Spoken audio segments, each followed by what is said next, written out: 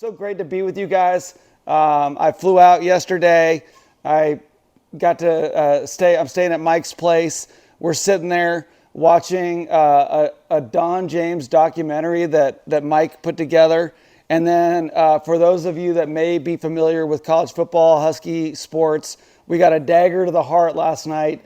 Damond Williams, our star quarterback, entered the portal. He's probably going to LSU for $6 million. And so my head's spinning a little bit thinking about that this morning, but really glad to be with you guys.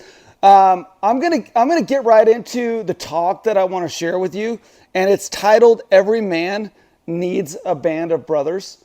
And I think really in many ways this is kind of the foundational idea behind impact players. And Mike did a great job of kind of just opening up a little bit about his story, that, you know, he was going through a lot of stuff and he just needed somebody to kind of talk to that wasn't going to blink when he shared some of the vulnerable stuff in his life. And I can relate. When I think back to earlier in my life, I was in my mid to late 20s. I don't know how many of you guys can maybe resonate with this type of experience, but I was probably about 27, 28 years old.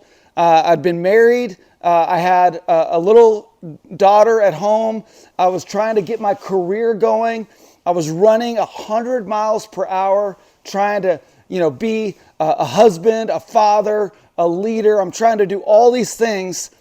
And then I start hitting some bumps in the road, and the marriage is struggling. I'm trying to figure out this whole dad thing, and I'm not doing a very good job with it.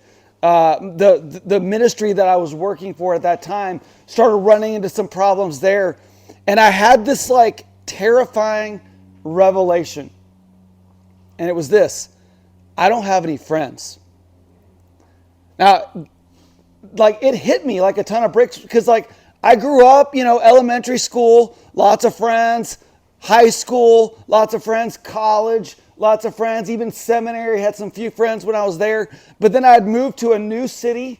I didn't know anybody, and I dove right into, my career, my work, my family. And I just kind of like lifted my head up and realized I was all alone. And I wonder if maybe anybody here can kind of identify with that, because I think that's the case for a lot of men. We're going to talk about that a little bit, but I'm curious, how many of you guys, I'm going to finish that story in a minute, but how many of you guys enjoy, going camping? Do we have any camping guys? Okay. So for me, like one of my favorite things about going camping, whether it's with a family or with some other guys, is sitting around the fire, right? And I don't know what it is. Do we have any other fellow pyromaniacs in the room this morning? Just love play. I've loved playing with fire since I was a little kid, and it's gotten me in trouble over the years. But one of the things that I've always kind of enjoyed is just taking that stick and poking at the coals and whatnot. And if you take a stick and you kind of pull a coal away from the rest of the fire, what happens to that coal? It goes from that bright glowing orange to just a dark black. It's kind of dead. It loses its fire. It loses its flame. And guys, that's what happens to us as men when we get isolated, when we kind of pull away, when we don't have that group of guys around us who are also on fire, trying to be the men, the husbands, the fathers, the followers of God that we're called to be. When we get kind of isolated and pulled away and we don't have that band of brothers around us, it can cause our fire to die. And this is a massive problem that's going on in our world today.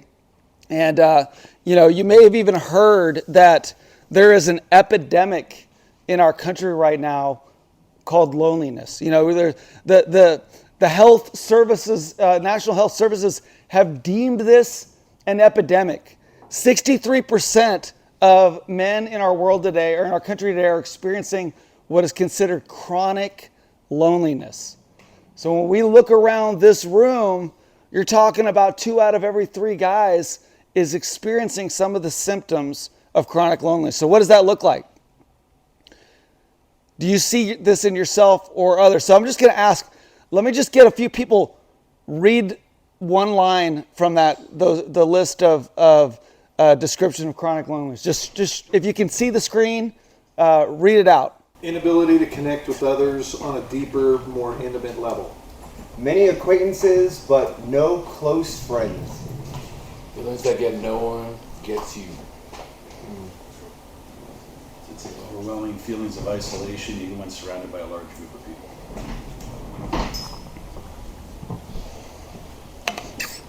Negative feelings of self-doubt and self-worth. Feeling exhausted when trying to engage in social activities. Yeah. So how many of you guys can kind of resonate with some of those characteristics? I know I can. One I added to the list, I guess it's not an official one, but I think it really is one that I've felt a lot. And it's just this feeling that everything is on my shoulders. Like the business is on my shoulders. The well-being of my wife and my marriage, it's on my shoulders. The well-being of my kids, I've got a 22-year-old daughter, a 20-year-old son. But going through those teenage years, it's tough, and you start seeing one of your kids go sideways, and you're like, this is not the life that I wanted them to lead. This is not the person that I wanted them to become.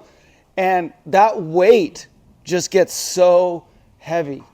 And so when you start feeling like, man, I'm the only one that understands what I'm going through, it's a heavy and scary feeling for a lot of guys. Now, when I talk to men about this idea that every man needs a band of brothers, and I'm inviting guys to our Impact breakfasts and our Impact cohorts, one of the number one things that I hear, and I've said it myself, I was guilty of this for many years, but I said, I don't have time. I don't have time to be involved with a band of brothers because I've got career. I've got to get home to my wife. I've got to take care of my kids. How could I possibly have the time to add this to my life? And here's what I like to say to guys now. What if I could give you an extra 4 to 8 years? Because there is verifiable proof that men who build what they call vital relationships into their lives live an average of 4 to 8 years longer than those that don't. So when you say, I don't have time for deep friendships with other men, what you're actually doing is taking 4 to 8 years off of your life. So I just want to challenge you guys with that idea to think about when you say, I don't have time to be a part of an Impact cohort, I don't have time to come to this breakfast, I've got too many other things on my plate. Well, what you may be doing in that decision is actually costing years from your life.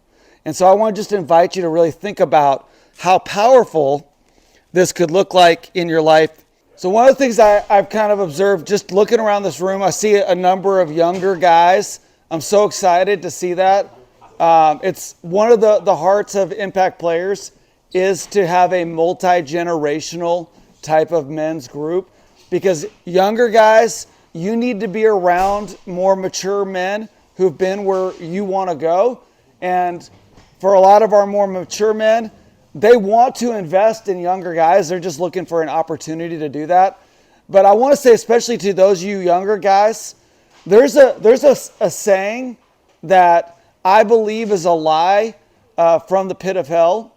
And it's simply this: I can handle it on my own. Now, when I was in my 20s and even into my 30s, I truly believed that. Like, I got this, I can do it. I've got enough willpower. I've got enough, grit and determination. I can handle this on my own. And I just want to tell you that there's a principle that you begin to learn as you get older into your life. And it's simply this: it's the lone wolf dies first. If you think that you can go through your life as a lone wolf, you are going to get picked off. You're going to get picked off spiritually. You're going to get into your early 40s or 50s, and your marriage is going to start to fall apart. Your faith is going to begin to unravel. And so, guys, it's so important that you run with a pack. because the enemy, Satan, would love nothing more than to pick you off in your prime as you enter into those key 40s and 50 years. And so in the book of Genesis, Genesis chapter 1 and 2, it tells the story of how God created the universe, the world, and everything in it.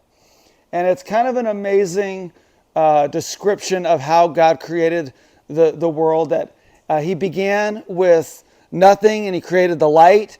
And after he created the light, he looked at it and he said, this is good. And then he talks about creating vegetation and earth and sky and animals and plants and all these things. And each day he would end it by saying, this is good. Then he created man. He created you and I in God's image. And he said, this is very good. But the first time that we see in the Bible God say something is not good is in Genesis chapter 2, verse 18. And he said, it is not good for man to be alone. Now we know in context that he was talking about Adam finding his first mate in his wife, his helpmate in Eve. But there's a deeper principle there, and that is that as men, we are hardwired for community. We're hardwired for relationship. And when you look at the relationship of God himself as the triune God, Father, Son, and Holy Spirit, they have related with one another in an intimate union since before creation, for all of eternity.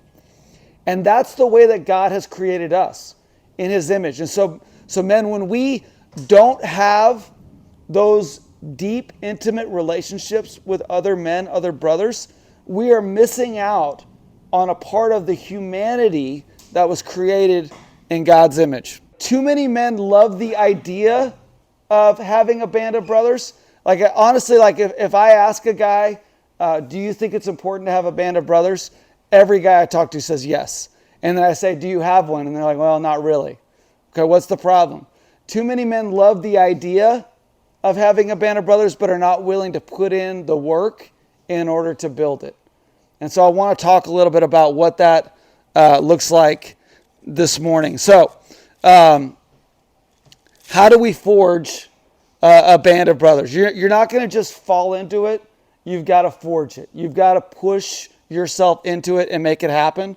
And so the first thing is simply this: be intentional. And this is a good time to talk about it because we're at the beginning of a new year.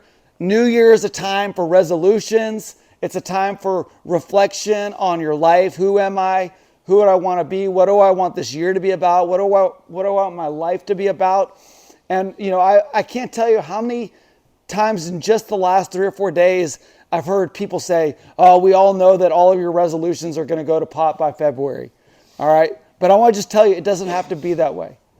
It doesn't have to be that way. You can make a decision that this is going to be a year that I'm going to invest in brotherhood, and you can pursue it and you can build it in your life, but it starts by being intentional.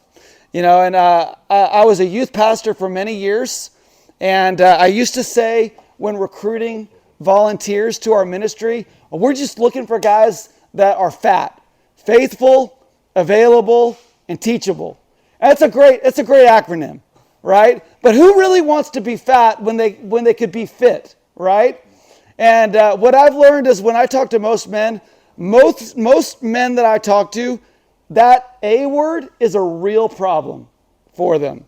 I'm not available. I don't have any time. I'm too busy.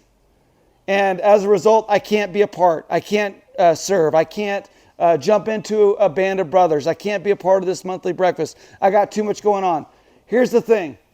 You do what you are intentional about doing. All right? And so we're not looking for fat men anymore. We're looking for fit men. Faithful, intentional, and teachable. Right? And so here's the thing. You've got to decide, which man am I going to be?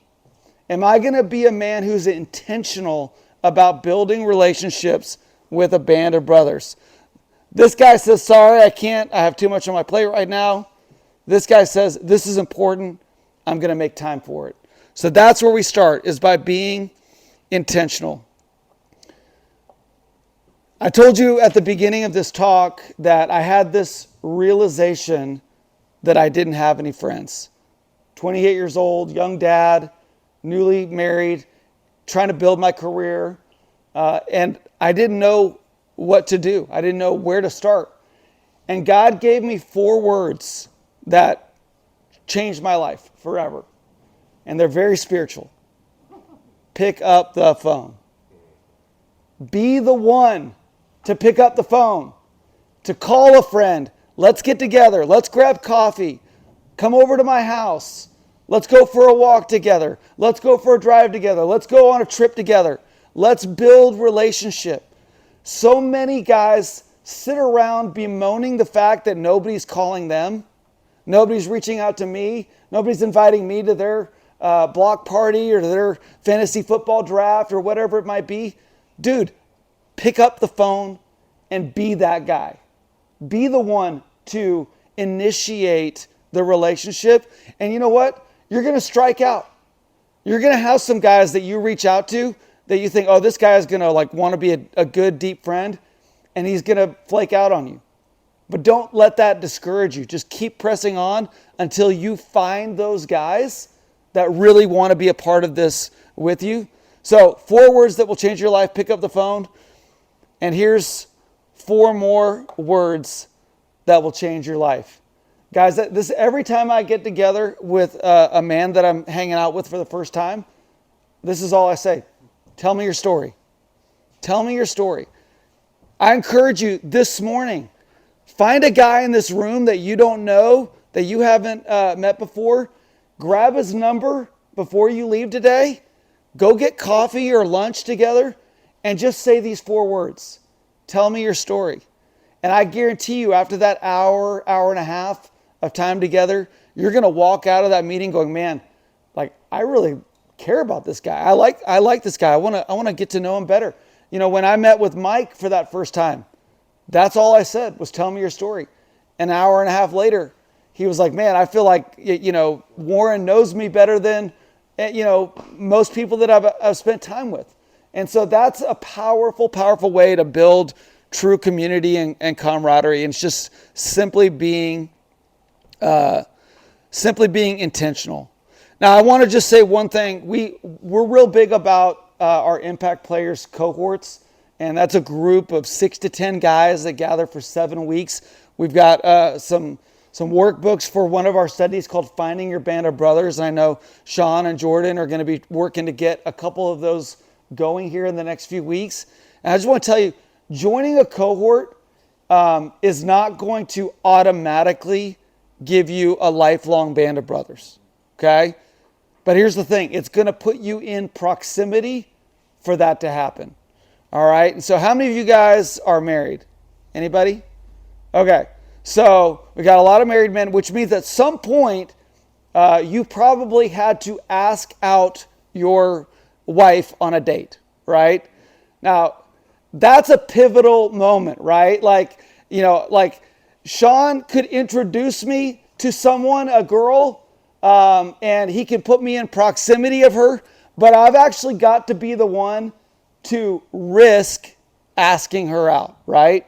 I had to risk. I remember my hands shaking trying to call my future wife and ask her out on a date. The phone call was about 45 seconds long because all I got was, can you go out on Friday? Yes. Okay, bye. That was it. All right. That was the first step, right? I had to get in proximity to make that happen. But if you will join a cohort and then you'll be willing to risk vulnerability, risk authenticity with a group of guys, I guarantee you that group will become a band of brothers. So here's the second thing, and that kind of leads into this same idea. Be sincere. Be sincere. So our world right now, social media, it breeds insincerity. I bet if I were to look at all of your LinkedIn profiles and Instagram pages and Facebook pages, I would see a lot of beautiful pictures, lovely families, successful careers. Even if you're like the bottom janitor of the worst company, you are the, custodial engineer on LinkedIn. Like you've got a great sounding title, right? But in reality, we know that that's not what our lives really look like. There's a lot of mess. Even in my life, even as I'm trying to get up here and talk about being a husband and a father and a leader, man, I got to go home and I got to deal with some of the things that our family's struggling with. And I need a band of brothers that I can talk to about that. And you guys may have heard this story, but there's kind of a legend about this word sincere. And it's from the Latin sincera, which means without wax. And the legend goes that in ancient Rome, that these unscrupulous merchants would sell their pottery with all these cracks and whatnot in it, and they would cover it in the cracks with wax. And so people would buy their pots and pottery in Rome. They'd get it home, they'd stick it in an oven or it'd sit out in the sun, and all the wax would melt away, and they'd realize that they bought a cracked pot, right? And so merchants started advertising their pottery as being sincera, without wax. All right? And that's really a great picture for us, is that honestly, all of us, we walk into this place this morning, I've got cracks. I've got areas in my life that I'm broken. You've got cracks. You've got areas in your life that you're broken. And when we come into this place, when we come into a cohort, we're not trying to show everybody the person that we think they want us to be. We're just trying to show them who we really are, without wax. This is who I am. What you see is what you get. And that's what it looks like to be sincere. A few years ago, I was watching a documentary about the Los Angeles Lakers. I think it was called Showtime.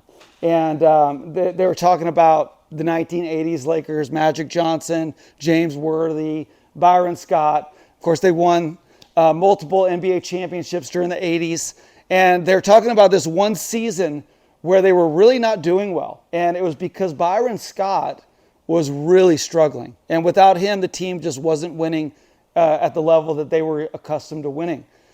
And so Byron Scott comes to Coach Pat Riley and he says, "Coach, I'm falling apart right now." He said, "My mom is addicted to drugs. And, I just can't stop thinking about that." And he's like, "I'm just completely just overwhelmed with everything that she's going through."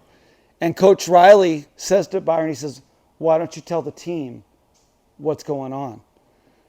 No one else knew. And so Byron Scott, after practice, he brings the guys together. Coach brings the guys together, and he starts telling the guys what's going on in his personal life. And all the guys come around him. And they start encouraging him. And what came out of that, according to the documentary, is these guys started eating dinner together as a family. They started spending time outside of the court together, really sharing their lives with one another. And all of a sudden, Byron Scott's game began to get back to what everybody had gotten accustomed to. And that same year, they ended up winning an NBA championship. And as I was watching that documentary, I was thinking, man, how many of us need a group of men like that? That we're struggling, we're falling apart on the inside, but we're trying to show like we've got it all together on the court, and it's just not working. Things aren't coming together the way it should. To have a band of brothers where you can just be honest and then begin to do life with other men is so important. And so if Byron Scott can do it, I want to just encourage all of us to really make that a key part. And here's the third thing, and we're going to wrap this up. Be sacrificial. Be sacrificial. Jesus said there's no greater love than to lay down one's life for one's friends. And, if you're going to be in a band of brothers, you've got to be willing to make some sacrifices for the guys in your group. You've got to be willing to go the extra mile. We've had groups where guys were going through financial struggles, and the men rallied around and bought grocery cards so that that guy could get through, that difficult season. We've had guys where, we had a guy that was in a terrible car accident. He was already in his 70s when he was in this terrible car accident. And the guys in his cohort, they went and they showed up and they did all the yard work around his house that had been piling up for months, visited him in the hospital for months on end.